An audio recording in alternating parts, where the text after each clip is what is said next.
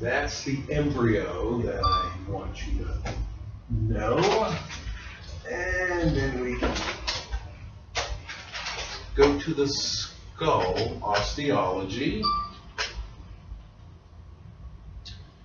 So today, we don't really need to review every single one. The ones that I really want you to really accentuate. They start at the supraorbital ridges, just above the orbits. Supraorbital foramina, little pinholes or little inlets right on the edge of the orbit. Supraorbital foramina. And then you drop down into the orbit. Big cleft in the top. We'll see it better on the next one, but I say there's a big cleft in the roof of the orbit, SOF. I like you to abbreviate. And then a big cleft in the floor, IOF. All right. So SOF above, IOF below. Also next week, I'm very descriptive in my questions. I like to think most of them you could answer blindfolded just by the description. So if you listen carefully and don't jump too quick, usually just what I'm saying will perfectly describe what I want you to name. So I say the big cleft in the roof, SOF, cleft in the floor, IOF. And then continue below the orbits where you have the infraorbital foramina, here and here. So those are your infraorbitals. And then drop down to the maxilla, anterior view, key on the canine eminences, here and here. Those are your eminences. The valley in between, right from here to here, incisal fossa, the valley between the eminences. I probably wouldn't ask you. The canine fossa technically goes backwards off the eminence. So we're back here. But that's extremely variable in terms of that little drop off. More important to go up front, incisal fossa. And then you got your alveolar ridge, where the roots are pocketed, maxillary and mandibular, alveolar ridge. You still even have your eminences. Usually they're not quite as prominent as the maxillary. And then you drop down to the chin, mental. Very important openings, which down from the first premolars, the mental foramina. Tubercles, don't really ask about it just bumps muscle insertions on the chin. But these are huge, the mental foramina. All right? And then you go to the side, you say, well, the vertical part of the mandible, that's the ramus, leading edge. When it hits the body, the horizontal part, then you call it the oblique line, this radiodense line. And then for future reference, you can just imagine a little depression medial to that elevation. I just refer to it as the notch. Mention palpating the notch, oblique notch, to try to get the right direction heading for the mandibular foramen. See that in a moment. And then you get the transition point, the angle of the jaw, going from vertical ramus to now horizontal body, one side to the other. And then up alongside the little shallow depression, there's the temporal fossa. Once you get underneath the cheekbones, then it's infratemporal fossa. We'll see that better on another one where we tilt it up and look underneath. but it's just sliding down the side of the skull, like a little valley for temporal, and then underneath, when you see the cheekbone underneath, then you're in the infratemporal. So it would really be a major area for us in lecture.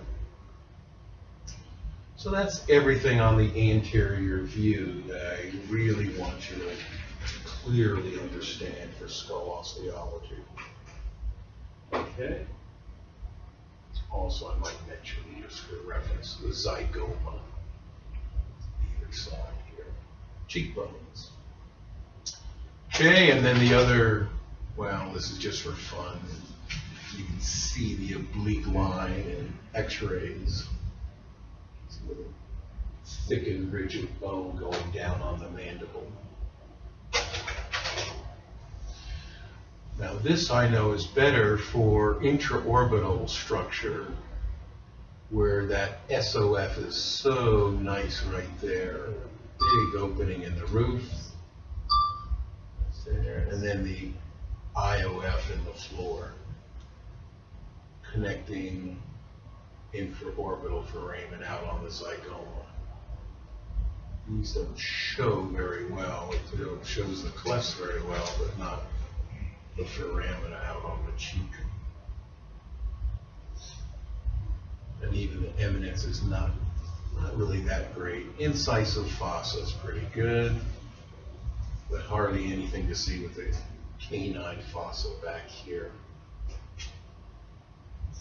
Always show you the specimen that's the best for any particular structural identification.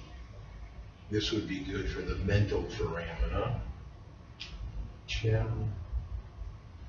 That's about it for this particular specimen.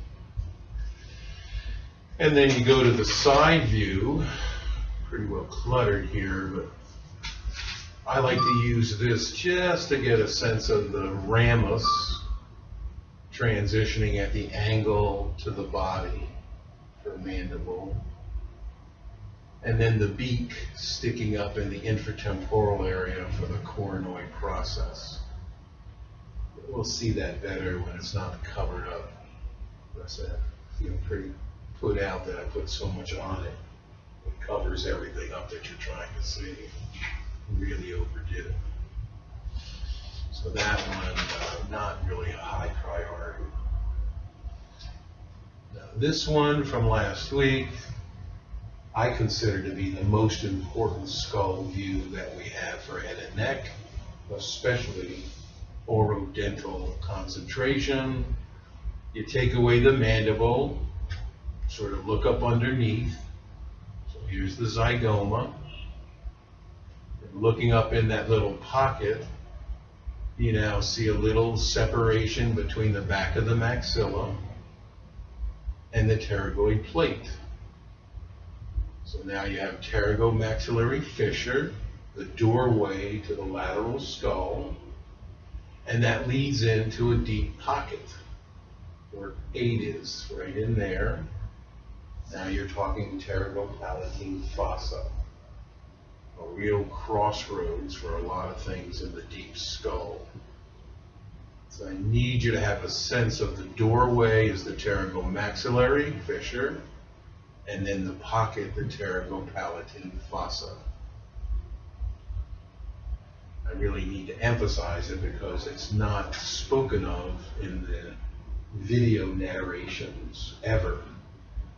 So I really need you to sort of think of these when Nigel overlooks it over and over again, and you edit it in your mind and say, no, that's not the pterygomaxillary fissure, it's the pterygopalatine fossa.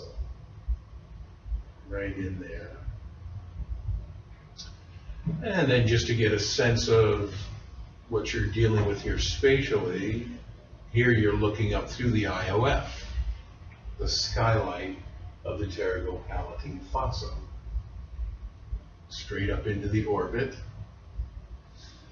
And then you can see right in front of you here the maxillary tuberosity, little points right at the back of the maxillary molars right there.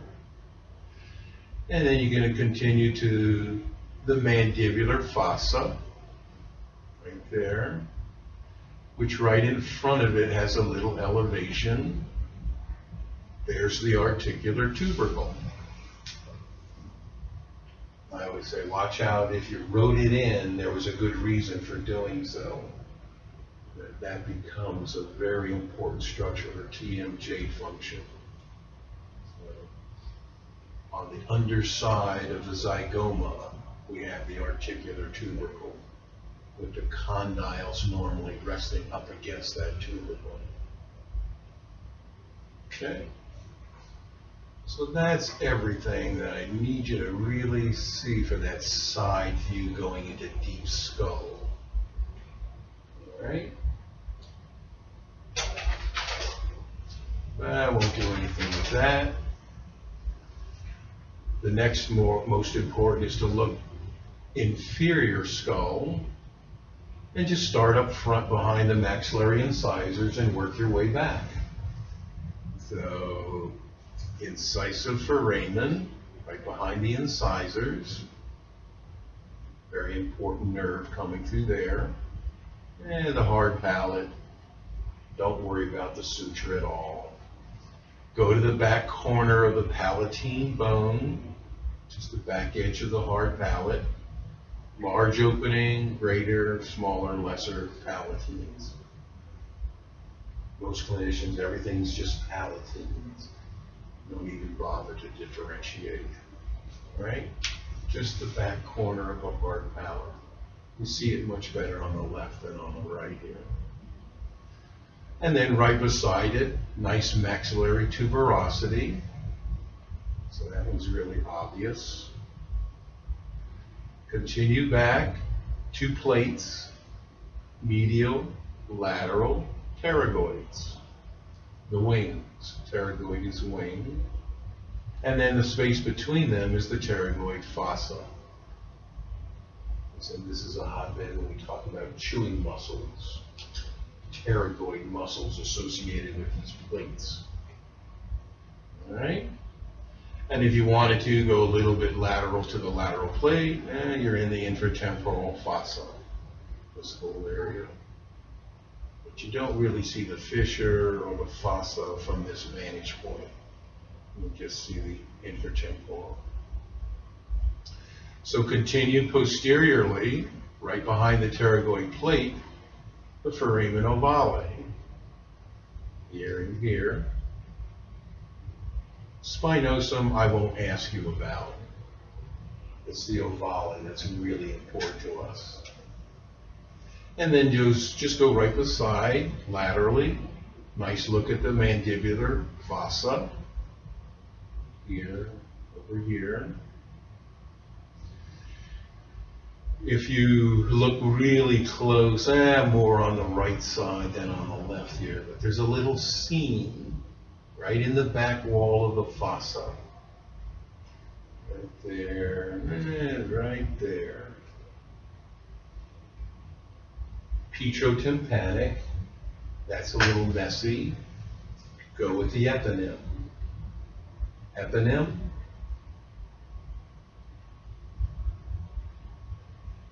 Glass, Glasarium. So think Dr. Glass. It was actually G-L-A-S, not a second S. Do I hear it? I see it spelled with 2 S's all the time. Just 1 S, Glasarium. So there's the Glasarium fissure. Little seam in the back wall of the mandibular fossa.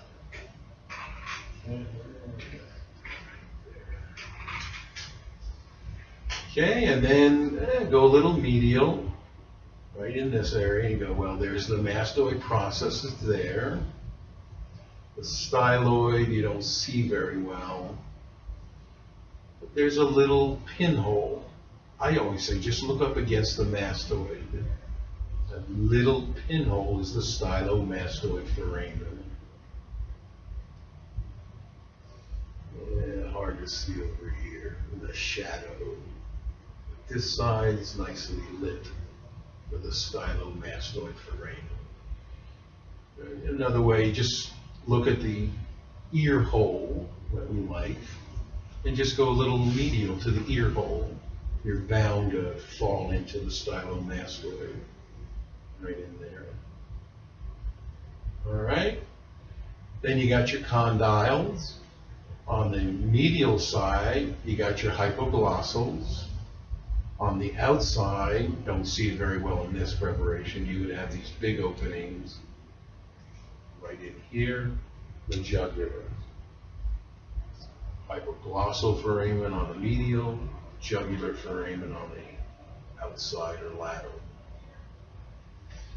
So that's all I would really want you to concentrate on for inferior skull osteology. All right. That. And this was just to emphasize where you have the styloid processes here and here. Here's the mastoid, and now you can really get a good look at those stylomastoid foramina here and here. This one just shows it perfectly. It's ironic. Does that look oval to you?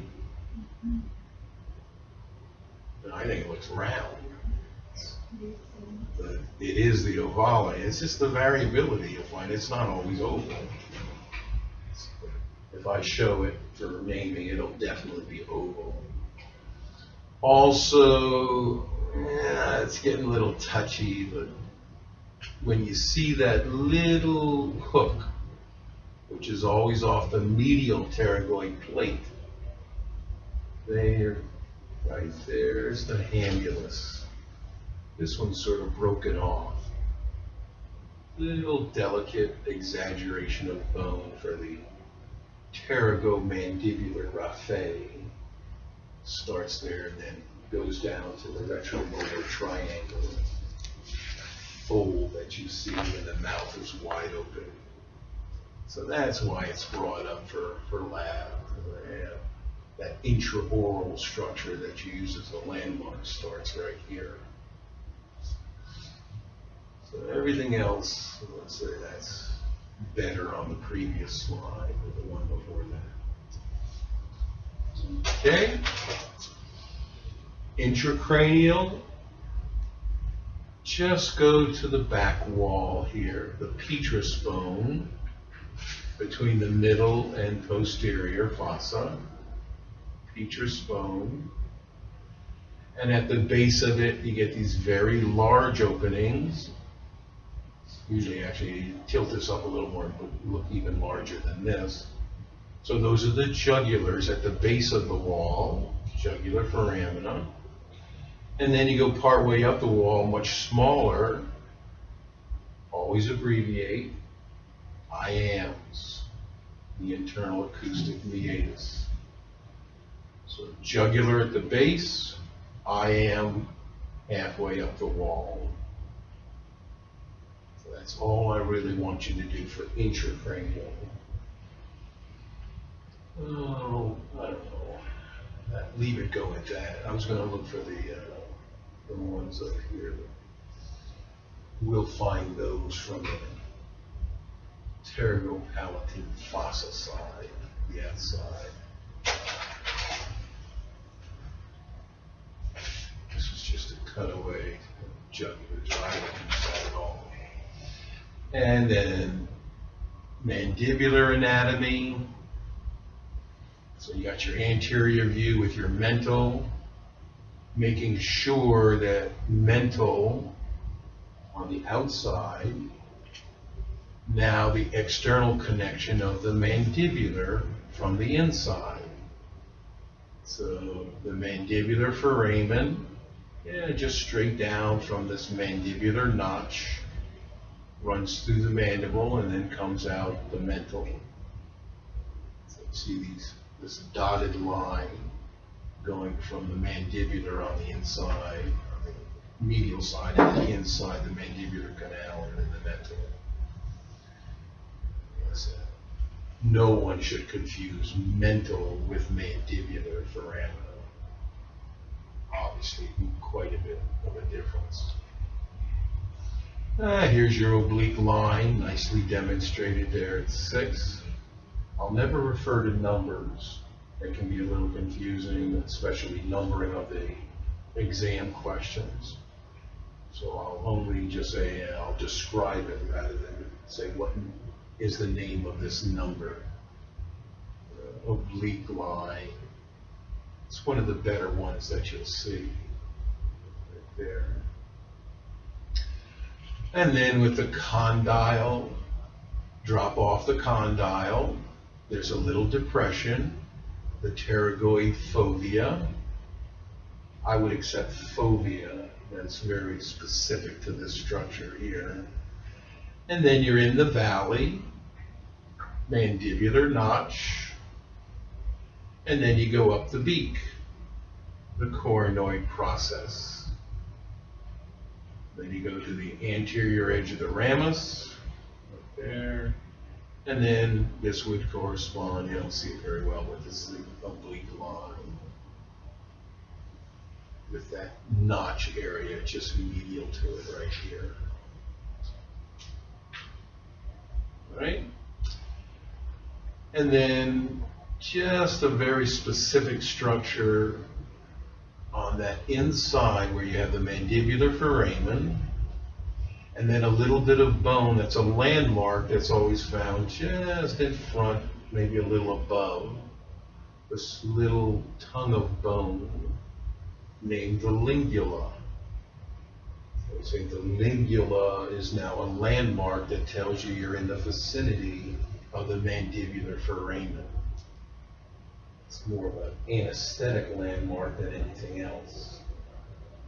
Touch it, release the anesthetic, don't stab the nerve. Patients don't like that. It's like they're being electrocuted. So we have that, and I don't know, down here, you'll see a little ridge, the mylohyoid line, but that'll be more obvious when we talk muscle, where we're getting a span of muscle going from one side to the other. It's a little line or ridge is where the mylohyoid is inserting on the medial aspect of the mandible. Not a high priority structure at all.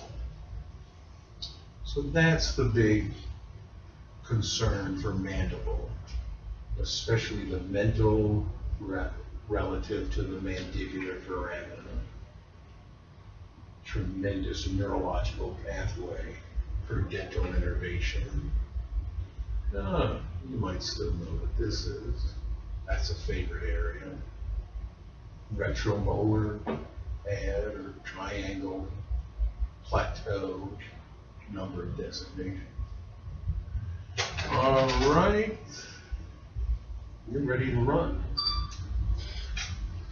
That's all we need for, we'll say, the most testable structures for your first lab exam.